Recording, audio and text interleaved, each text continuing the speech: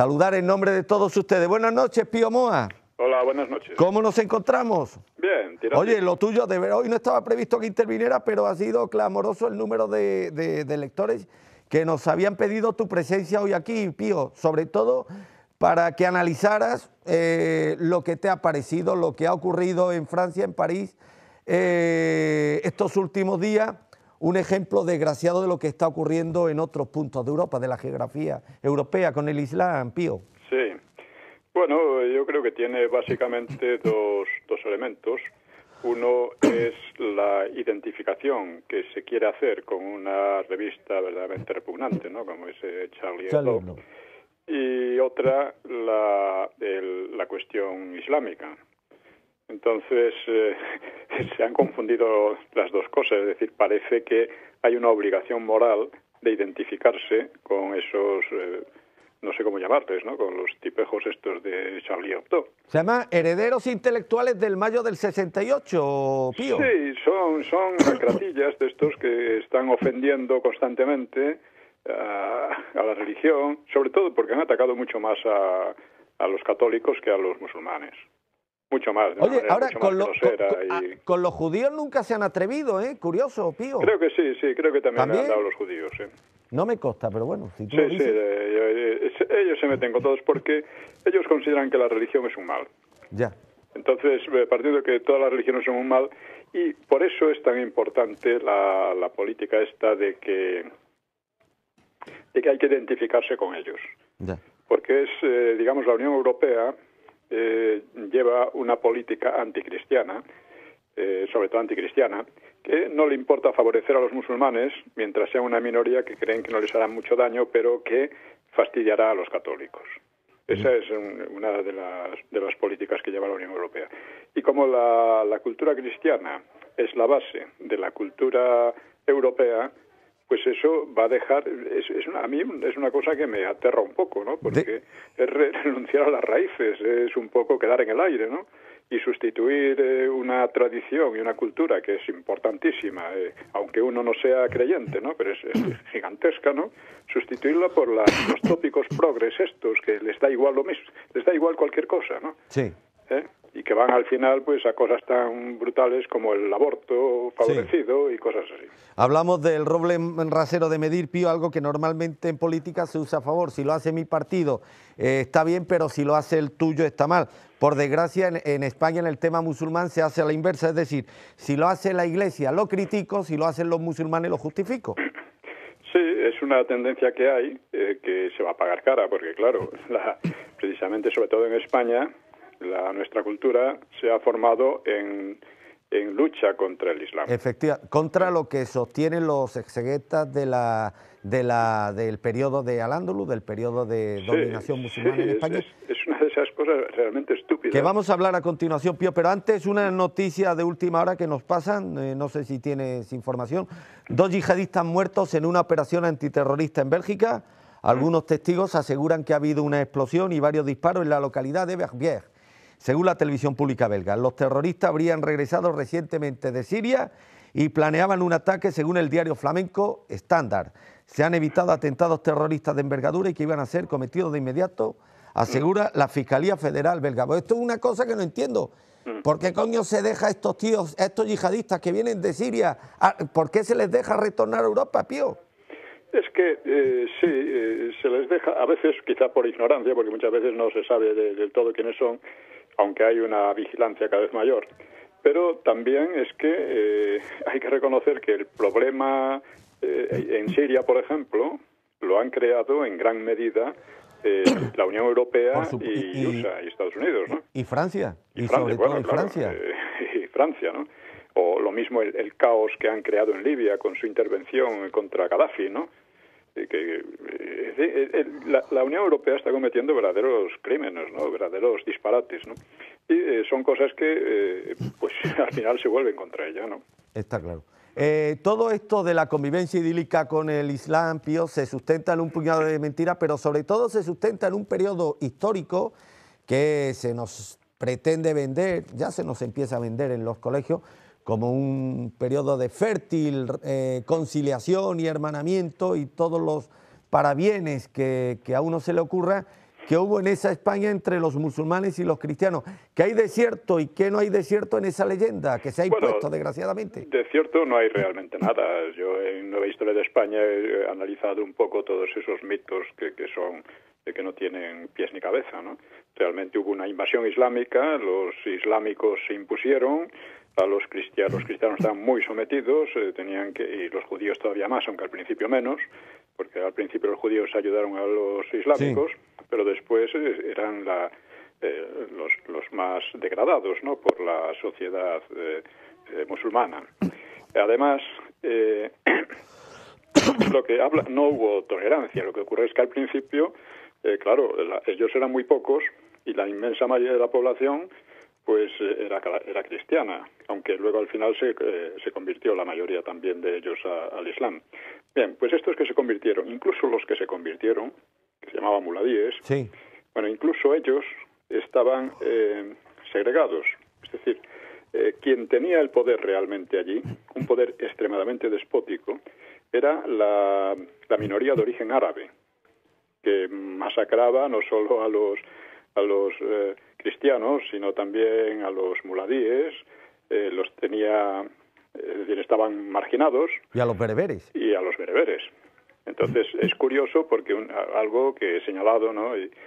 Cuando el califato de Córdoba estalla en taifas, pues se crean numerosas taifas y no hay ni una sola que sea muladí.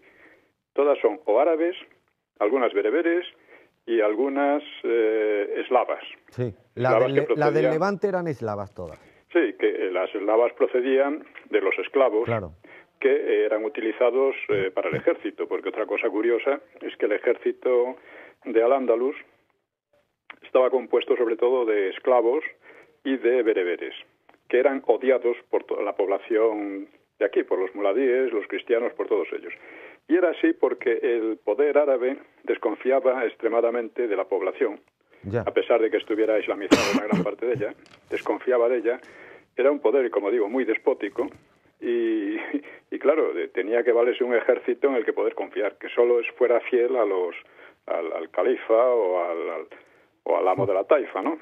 O sea que esto de lo de la tolerancia islámica en la época del Al-Ándalus, como tantas cosas, tiene más de mito que de realidad, ¿no, Pío? Es un mito orientado contra los cristianos. Claro. Y los cristianos eran intolerantes y los árabes eran tolerantes. No había tolerancia ninguna, es decir, lo que había era que había una masa de población, que era la originaria aquí, que en parte siguió siendo cristiana todo el tiempo y a la que oprimían además y que le sacaban unos impuestos especiales. Está claro.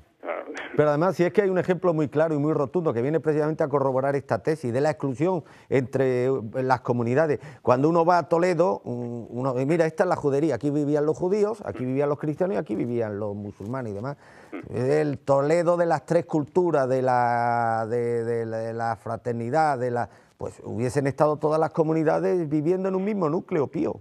No, estaban, ya digo, muy segregados y sometidos a impuestos especiales, a humillaciones constantes. Claro. No podían, ellos al llegar a la invasión islámica destruyeron una gran cantidad de iglesias, no permitieron reedificarlas, no permitían tocar las campanas.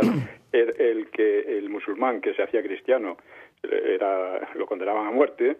Y al cristiano que intentaba hacer proselitismo con los musulmanes lo condenaban a muerte. O sea, como ahora, Pío. Sí, igual, sí, como ahora.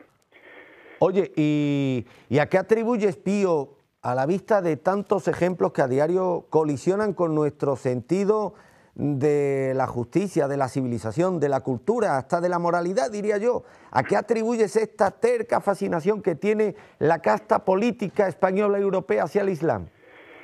Bueno, yo creo que eso viene de la tendencia laicista, es decir, la tendencia ateoide, que quiere romper las raíces cristianas. Ellos no es que apoyen realmente al Islam, sino que lo utilizan como un ariete contra los católicos. Y una manera de decir que todas las religiones son malas, pues es insistir en eso. Ya. Es decir, sí, los musulmanes son malos, pero los cristianos, ¿qué me dice usted?, etcétera, ¿no? Y como si ellos fueran los buenos, cuando ellos son los que están creando todos estos problemas. Lo que pasa es que cuidado con los que están encendiendo la mecha, porque al ejemplo del semanario satírico de París nos remitimos, sí. Al final les puede estallar a ellos mismos, ¿eh, Pío? Sí, Bueno, efectivamente, los musulmanes, hay que distinguir entre... ¿O piensan estas feministas radicales, siempre estos del colectivo gay, que estos les van a dejar desarrollar sus actividades impunemente, como hasta ahora? No, ellos dicen que los musulmanes en su mayoría son gente normal y que solo son una pandilla de fanáticos. Esto en parte es cierto, pero en parte es falso, porque esa pandilla de fanáticos, los asesinos, etcétera, son muy apreciados por una gran parte de los musulmanes que sin matar los apoyan. Esto un poco lo hemos visto aquí con la cuestión de la ETA, ¿no? La ETA eran 4 criminales, pero tenían el apoyo de muchos curas, de vascos, de mucha gente de partidos, del PNV, que los excusaban, los justificaban y les daban todo tipo de facilidades. Claro. Y al final han tenido el apoyo de Zapatero y de Rajoy. Oye, Pío, ¿y qué cabe esperar en el futuro? Claro, es que estamos hablando de un problema de difícil solución. El Islam es el 20% ya de la población francesa. En Cataluña, pues poco más de lo mismo. ¿Qué se puede hacer, Pío? Estamos hablando de gente que ha nacido en nuestros países, de segunda y de tercera generación incluso. Lo único que se puede hacer es denunciar la situación y que vaya desarrollándose algún partido que tenga las ideas claras sobre esto, que piense, que se dé cuenta de que este es un peligro real, porque efectivamente una minoría pequeña musulmana pues es inofensiva, pero cuando se convierte en una parte importante de la población, pues resulta que, como se está demostrando, es muy agresiva y además trata de imponerse de una manera u otra. Y además sus valores y sus maneras de pensar y de hacer, pues en general, no son asimiladas a las de aquí. Claro. En Francia, una gran masa de los musulmanes vive en barrios separados, donde a menudo ni entra la policía. Se rigen por sus propias leyes y costumbres. O sea, terminan siendo una especie de Estado dentro del Estado. Pero en Melilla y en Ceuta igual. En Melilla viven en La Cañada, barrio 100% musulmán, y en Ceuta viven en el barrio del Príncipe y demás. Eso sí, en sus barrios solo viven musulmanes. Los barrios cristianos viven cristianos y musulmanes, pero en sus barrios viven exclusivamente musulmanes. O sea que si alguien excluye a los demás, son precisamente ellos, Pío. Eso ha sido favorecido precisamente por la casta política que tenemos, que es verdaderamente... Tenemos la casta política que ha favorecido, ha financiado, ha dado toda clase de facilidades a los separatismos. Y se la da a todo lo que vaya contra España. No sé, hay una especie de odio a España, de hispanofobia muy extendida, que se manifiesta también en esa historia de Al-Ándalus. Al-Ándalus tuvo una cultura muy importante en un determinado momento, como el mundo islámico, pero esa cultura se quedó estancada en el siglo XII y se acabó, mientras que la cultura cristiana no ha parado de desarrollarse. Y sobre todo parece que quiere suicidarse, ¿no? Pío, hubo un imbécil que fue uno de los encargados de perpetuar esa imagen idílica y falsa del antiguo Al-Ándalus. Me estoy refiriendo a un personaje que conoces bien, a Blas Infante. Sí, bueno, hay un buen ejemplo, ¿no? Blas Infante era un botarate, era un chiflado, ¿no? Y que no decía más que estupideces, era muy anti-español, quería, en fin, separar a Andalucía, como si fuera Al-Ándalus. Al-Ándalus era toda la península que ellos habían conquistado, ¿no? Y este loco, que fue fusilado, no debía haberlo sido, pero fue fusilado como traidor, se puede decir, al comenzar la guerra civil, pues este tipo resulta que los politicastros que tenemos, tanto de derecha como de izquierda, lo han declarado padre de la patria andaluza. Y la bandera que diseñó, que es una bandera árabe... La bandera nazarí. La bandera es como la bandera de Andalucía. Claro. O sea, esto revela, pues, qué sé yo, revela la mezcla de falta de seriedad, de hispanofobia, de esos tópicos contra España que se han fortalecido muchísimo desde la transición, ¿no? Porque los han compartido la izquierda, los separatistas, y al final también la derecha tipo PP. A mí, Pío, ver a la izquierda rendir culto a este botarate cada 28 de febrero, pues no me sorprende. Ahora, ver al Partido Popular participando en todos los actos institucionales el día 28 de febrero y poniendo un ramito, una corona en las estatuas que este botarate tiene en la mayoría de los municipios andaluces, pues es una imagen que me resulta cuando menos pintoresca.